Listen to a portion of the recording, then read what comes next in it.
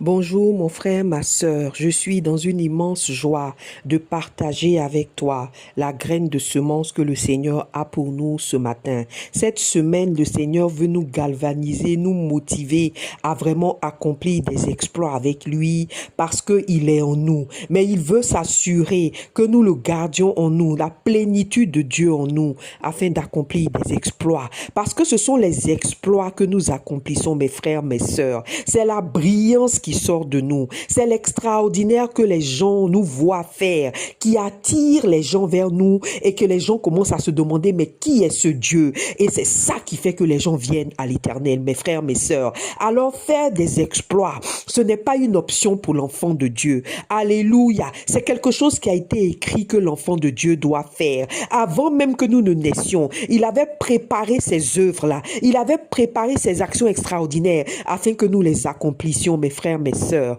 Mais aujourd'hui, le corps de Christ est mort. Le corps de Christ est froid. Il n'y a pas d'action extraordinaire. Il n'y a pas de brillance. Il y a des paroles, des critiques, des jugements, des divisions, des choses qui ne glorifient pas le Père. Mais il n'y a pas d'exploit.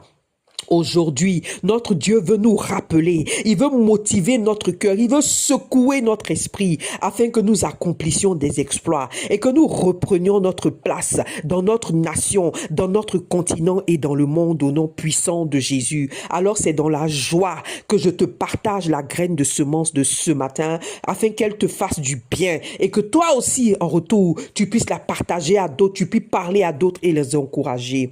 Amen. Nous trouvons notre graine de semence de ce matin dans deux passages. Le premier passage est dans le livre de Éphésiens, le chapitre 3, le verset 14 à 21. Et nous lisons.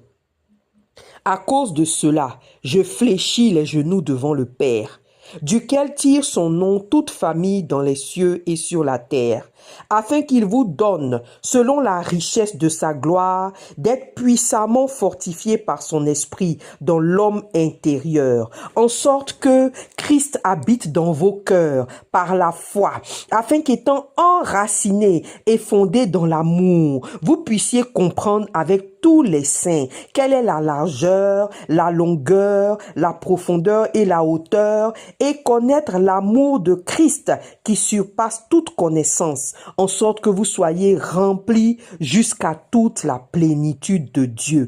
Or, à celui qui peut faire, par la puissance qui agit en nous, infiniment au-delà de tout ce que nous demandons ou pensons, à lui soit la gloire dans l'Église et en Jésus-Christ dans toutes les générations au siècle des siècles. Amen.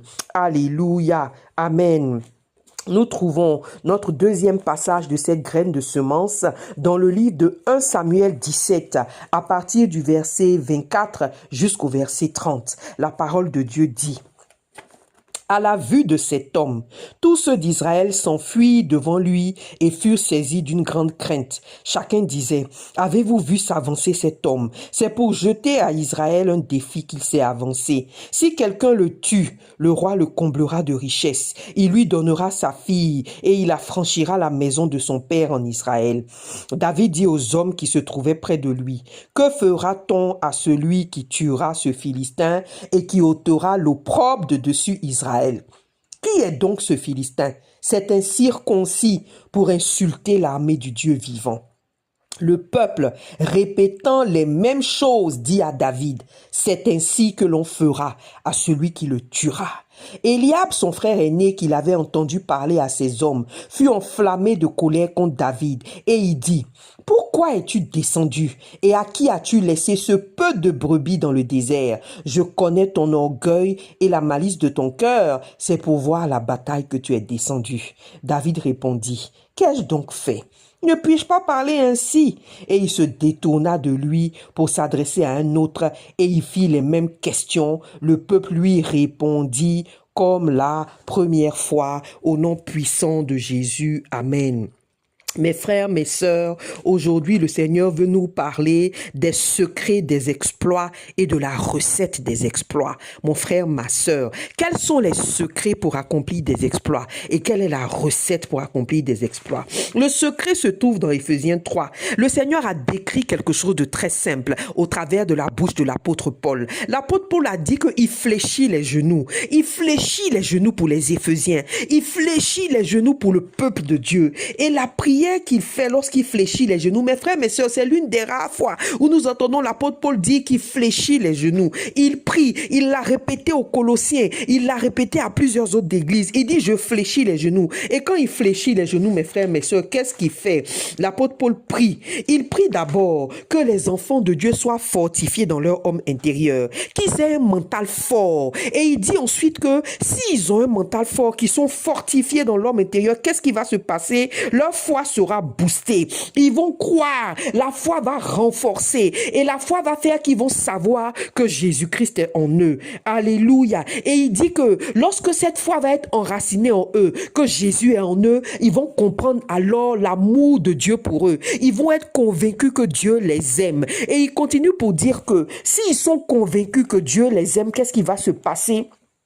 La plénitude de Jésus-Christ va être en eux. C'est-à-dire, il n'y aura pas la moitié de Jésus en eux. Il n'y aura pas un quart de Jésus en eux. Mais la plénitude du Père, du Seigneur Jésus sera en eux. Et donc, ils vont faire des exploits, mes frères, mes sœurs. Parce que c'est Dieu même qui va être en eux pour faire des choses, pour accomplir des choses. Et ce ne sera plus eux. Alléluia, mes frères, mes sœurs. Donc, le secret numéro 1, c'est la force intérieure. C'est la puissance intérieure, la puissance de ton mental, la force de ton mental. Et par la prière, Paul prie pour ça. Donc toi aussi, tu dois prier pour que ta force là ne diminue pas, que ton mental là ne se fragilise pas. Il faut que ta force intérieure reste telle. Et le secret numéro 2, l'apôtre Paul dit, c'est la foi. Mais si tu n'es pas fort intérieurement, tu ne peux pas avoir la foi. Parce que la foi, c'est croire que l'invisible est visible. C'est croire que ce que tu vois n'est pas la réalité. Mais c'est croire que l'invisible, c'est ça la vérité. Alléluia. Et en croyant que l'invisible que Dieu t'a dit est la vérité, cet invisible se manifeste. Donc si tu n'as pas la force de caractère, si tu n'as pas la force intérieure, tu ne peux pas croire que l'invisible est la réalité. Tu seras faible intérieurement et c'est la réalité physique que tu vas croire, alors que c'est l'invisible qui nous conduit et c'est le spirituel qui domine sur le physique. Au nom puissant de Jésus. Donc le deuxième secret pour pouvoir faire des exploits, c'est la foi. Alléluia. La foi.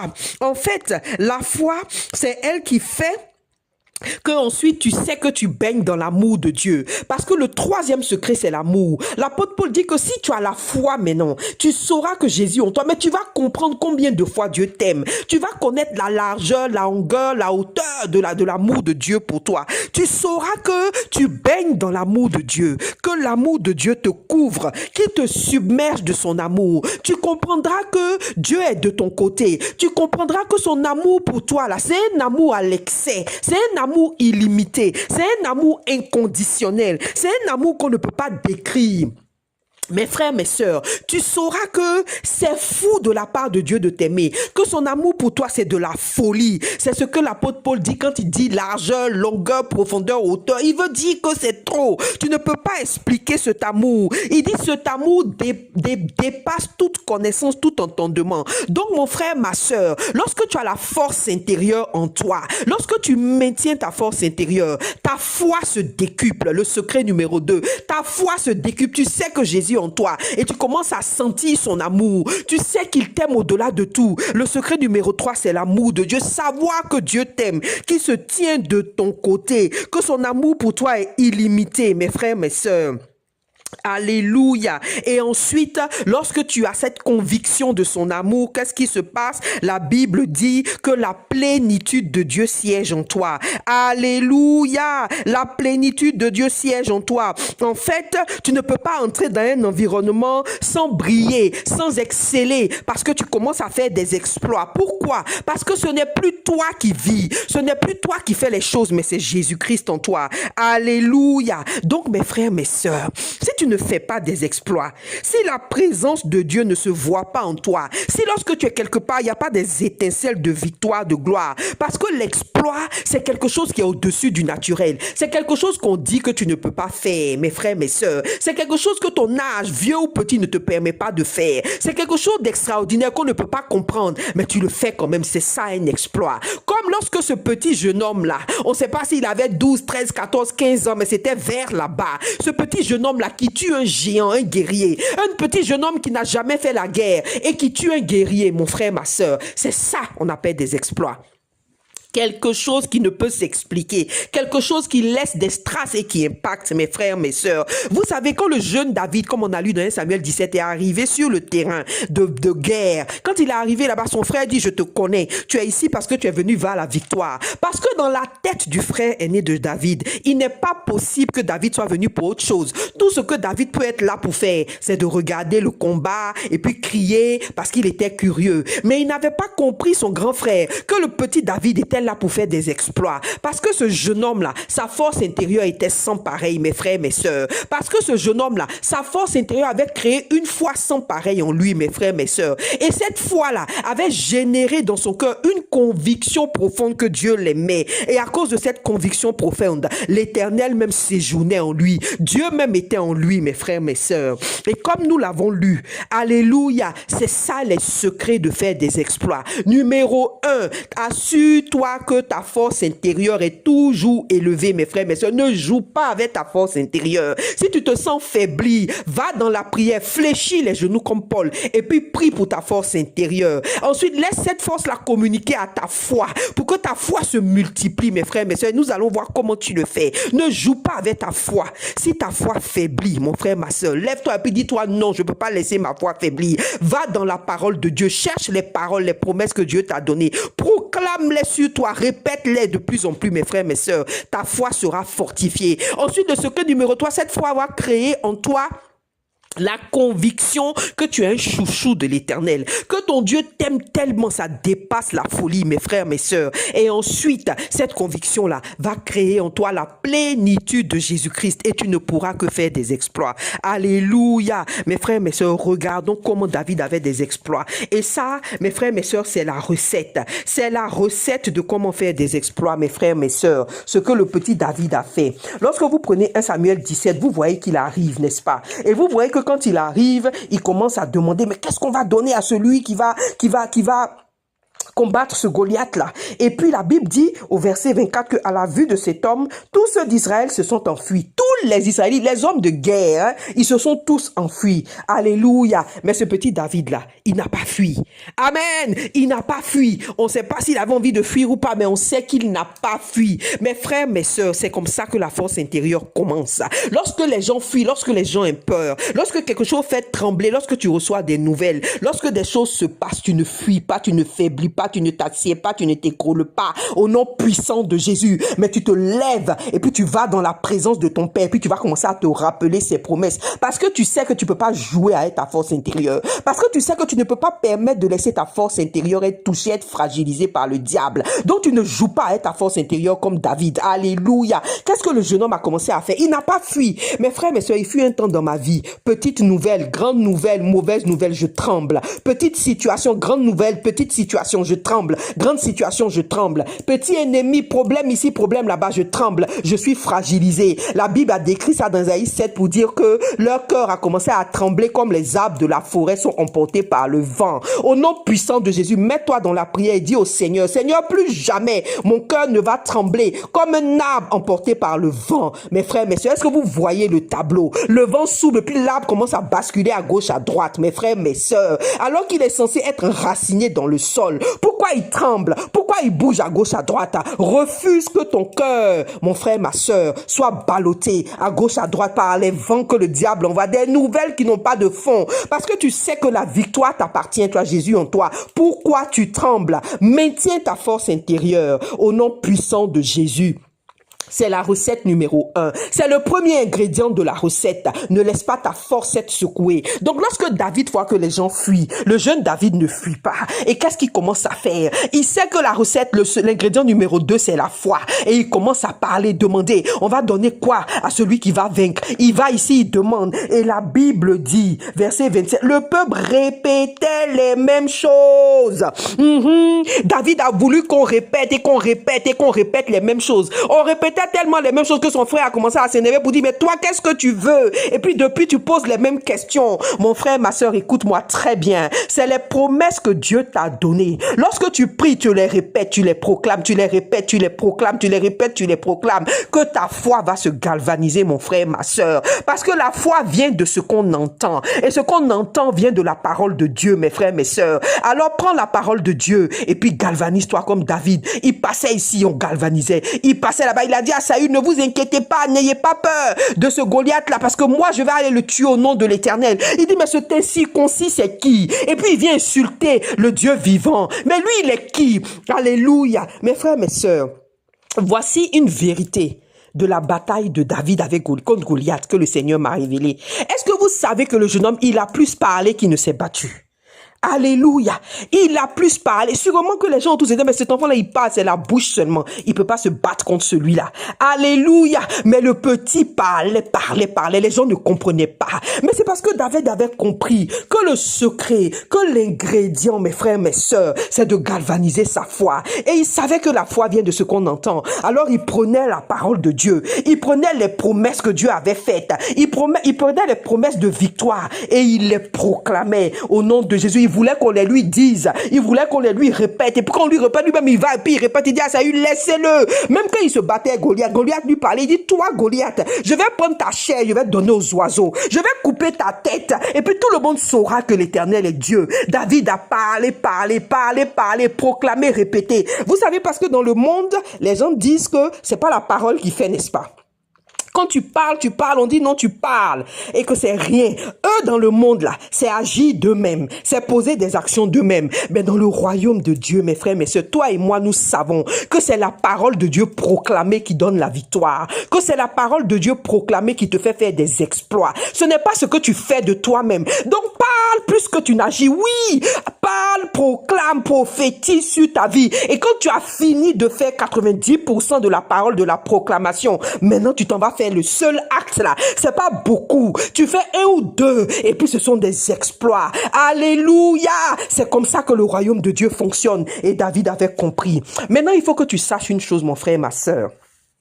Toi et moi, on n'a pas les mêmes promesses. C'est vrai que le Seigneur nous a donné la parole de Dieu à nous tous. Mais mes frères et mes sœurs, c'est à une personne comme David qu'il a dit, je te construirai une maison. Alléluia. Amen. C'est à quelqu'un d'autre comme Moïse qu'il a dit, je vais te faire traverser la mer. Tu comprends? C'est au peuple d'Israël qu'il a dit, je vais vous donner un pays que vous n'avez pas construit. Alléluia. C'est à Pierre qu'il a dit, je bâtirai une église avec toi et le séjour des morts ne prévaudront pas contre elle. À chacun sa parole, à chacun sa promesse. Tout est reçu pour nous tous. Hein. La promesse de Dieu, c'est pour nous tous. Mais il y a 1, 2, 3 paroles. C'est pour toi. Parce que ça correspond à ta vie. Il faut que tu trouves ça et il faut que tu proclames ça. Lorsque ta force intérieure commence à partir, lorsque ta foi commence à vaciller, tu te lèves et puis tu te fais répéter cette parole. Et tu la proclames, tu l'écoutes, tu la répètes, tu la proclames. Tu parles à la situation au nom de Jésus. Un exemple que le Seigneur m'a donné pour moi-même, je vais vous donner une de mes paroles. C'est Josué chapitre 24, verset 13. Mon Seigneur m'a dit, et ça c'est l'une de mes paroles à moi. Lorsque ma foi faillit, je prends cette parole. La Bible dit, je t'ai donné un pays que tu n'as point cultivé, des villes que tu n'as point bâties et que tu habites. Je t'ai donné des vignes et des oliviers que tu n'as point plantés et qui te servent de nourriture. Maintenant, crains-moi et sers-moi avec intégrité et fidélité. Mes frères, mes sœurs, lorsque ma foi faillit dans ce monde, dans cette nation, dans ce continent, dans ce monde entier, je me lève et puis je dis, le Seigneur m'a déjà donné, c'est au passé, un pays que je n'ai pas cultivé. Je n'ai pas cultivé ce pays-là, mais il m'a déjà donné des maisons que je n'ai pas remplies, des plantations que je n'ai pas plantées. C'est pas pour moi. Des gens ont cultivé derrière moi. Je n'étais pas là. Ils ont construit derrière moi. Je n'étais pas là. Dans mon pays, dans toute l'Afrique, Dieu m'a m'a dit, je t'ai donné. Donc quand ma foi faiblit, je prends ça. Il m'a dit, tu possèdes le pays. Et je sais que spirituellement, je possède. Parce que quand je possède, le diable ne peut pas venir posséder. Donc quand ma foi faillit, je prends cette parole et je la proclame, je la répète, je prophétise et je déclare, quand j'ai l'opportunité, que ce pays-là m'appartient. Alléluia. Que d'autres ont construit, mais c'est pour moi. Que ce continent-là m'appartient. Que d'autres ont construit et c'est pour moi. Et alors ma foi est galvanisée. Mon frère, ma sœur, voici comment tu t'assures que le secret des exploits, ta foi, ne faiblit pas et ta force intérieure. Alléluia. Alors David s'est galvanisé et en train de se galvaniser avec la parole, il a compris que l'amour de Dieu est en lui. Il savait qu'il était le chouchou de Dieu. Il a compris que Dieu était de son côté. Il a vu l'amour de Dieu pour lui sans pareil. L'amour s'est activé dans son âme. Alors il allait se tenir devant Goliath convaincu que Dieu l'aime et qu'il ne va jamais perdre cette bataille et qu'il va faire un exploit. Convaincu que s'il meurt peut-être là, c'est que Dieu le ressuscite à l'instant, convaincu de l'amour de Dieu, incommensurable, mes frères, mes sœurs, et cela a créé en lui la plénitude de la présence de Jésus-Christ maintenant était en lui, et c'est Jésus-Christ qui s'est battu contre Goliath, pas lui. La preuve, il a pris bâton, c'est la parole de Dieu. La preuve, alléluia, il a pris bâton, c'est la parole de Dieu. La preuve, il a pris l'épée pour couper la tête, c'est la parole de Dieu. Tout ce que lui devait faire, c'est prendre sa force et lancer la pierre, mon frère, ma sœur, et ce lancement-là, cette force-là, c'est ce que Dieu te dit, c'est ta force intérieure, c'est ta foi, c'est ta conviction que Dieu t'aime, mon frère, ma sœur. Alors aujourd'hui, je veux que tu gardes dans ton cœur, c'est ce que le Seigneur m'a dit de te donner comme message, que il faut que tu fasses des exploits. Les exploits, c'est pas une option, parce que si tu ne fais pas des exploits, le diable va t'avoir, il va te voler ton salut, il va te voler ta paix. Il faut que tu fasses des exploits dans le royaume. Et il y a seulement 3 secrets. Ta force intérieure, ta foi, ta conviction que Dieu t'aime. Lorsque les 3 sont réunis, mon frère, ma soeur, Jésus-Christ est assis en toi. Et je t'assure, mon frère, ma soeur, tu vas vaincre tous les Goliaths de ta vie, tous les Goliaths de ta nation, tous les Goliaths de ta famille, tous les Goliaths de ce monde, au nom puissant de Jésus. Que le Seigneur, je fléchis les genoux, que le Seigneur travaille en nous et fasse grandir en nous la foi, la force intérieure, la conviction qu'il nous aime, l'amour pour lui-même Dieu et l'amour pour les autres au nom puissant de Jésus. Amen.